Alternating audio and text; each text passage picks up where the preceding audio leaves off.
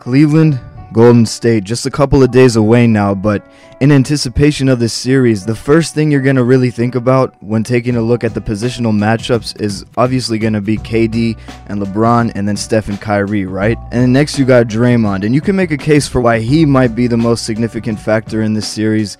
But I think with Love, there'll be enough there that Draymond probably can't completely dominate that matchup. And by the way, Athletic Alchemy already did a great job breaking down all those matchups on the series. Big thanks to him for letting me jump on the video production in that series. Link in the description if you want to check that out. But if you look at these matchups, and as well as Zaza, Tristan, you get a pretty balanced end result, right? Curry, Kyrie, KD, and LeBron, they all have such similar impacts as one another.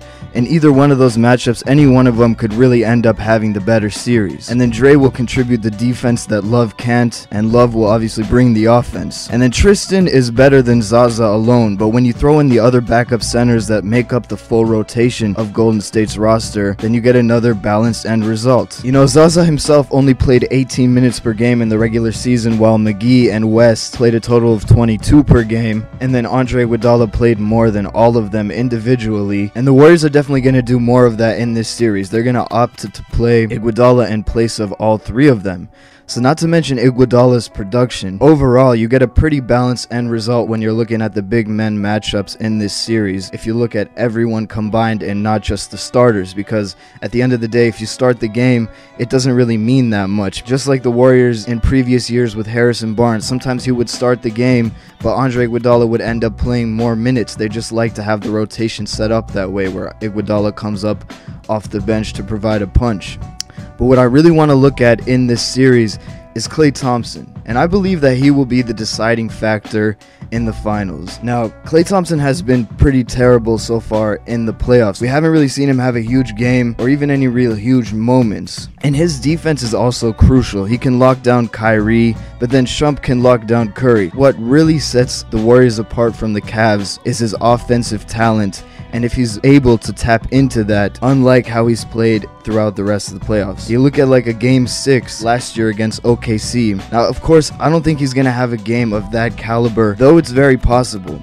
But I think if he will have similar production, just in small bursts here and there when the team needs it, that could really put the Warriors over the edge. Really, he doesn't have to do anything that huge, even though he has the capability of doing it. But looking at how these playoffs have fared, I don't really feel like I can really predict that he's going to be able to do that. All he needs to do is just get back to his old self. Be the Klay that we know he is, the one we saw in the season, the guy who dropped 60 on the Pacers in one of the most efficient high-scoring performances I've ever seen. He could be the most efficient scorer in league history when he's got that switch turned on, the knob set to 100. Now, Klay stepping up or not will be the difference in this series. And if he is able to have a Game 6-like performance, I may even go as far to say that he could end up winning Finals MVP, which at the first look would be very surprising. But if you really think about it, you think about Curry versus Kyrie. Offensively and defensively, they're going to do about the same thing. And same with KD and LeBron, in theory. KD is probably going to score more, but LeBron's going to do more of the little things for his team. I think he's going to have a better defensive series. I think he's going to have a better rebounding series. But overall, all of the attention that we're paying to these guys is making us overlook Klay Thompson. And when you think about it, like I said, the Cavs don't have an offensive counterpart to Klay Thompson. Now, him and the bench will be the deciding factor in this series. But I don't see Andre Iguodala at his age having such a big impact like he did in 2015 and taking home the Finals MVP himself. And obviously, no one else on the bench really has the ability to do that, you know. A lot of people were commenting on my JaVale McGee video that he was going to win Finals MVP, but if you really think about it, that's just not possible. I mean, the dude is going to play like 10-12 minutes a game max, so how would he even have the chance to produce that much? Not to mention, even if he played 25 minutes a game, you really think he's going to win over Kyrie, Steph, LeBron, or KD, even Draymond? So that's why I think Klay Thompson will be the X factor in this series. And if he can step up, I think he will be Finals MVP. And if he doesn't win it, it's going to go to Draymond, in my opinion. Kevin Durant also has a chance. I put him at third chance of winning Finals MVP because KD has the biggest spotlight on him of them all.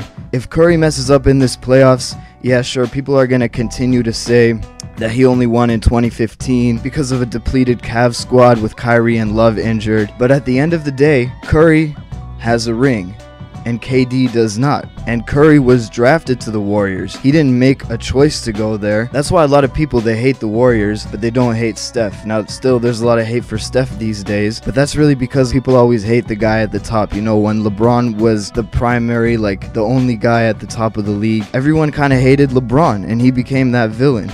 So today, KD is that guy. And in order to respond to that, and in order to avoid all of the terrible press that will be said about him if he doesn't step up, even if the Warriors win but he doesn't have a big series, they're gonna look at him and be like, everyone's gonna look at him and say basically that he fell off, that he's not the star he was in OKC, that he got weak. Like, they're already saying he got weak when he came to the Warriors. Imagine what they would say about him if he came to the Warriors and then he choked in the playoffs. So I just don't think that's gonna happen, and that's why I put him at number 3. But number 1 most important factor in this series is Klay Thompson production. I say it again because it's so important. I want to see Klay come out firing. I want to see him confident. I don't want to see him hesitating like he was previously in the playoffs, and I think that's exactly what I'm gonna get. I hope you guys enjoyed the video. Like I said, be sure to check out Athletic Alchemy's channel. The link will be in the description. You can go check out that series that we did together on his channel. Like, subscribe, and turn on notifications so you can stay up to date. Klay on the mic, signing off.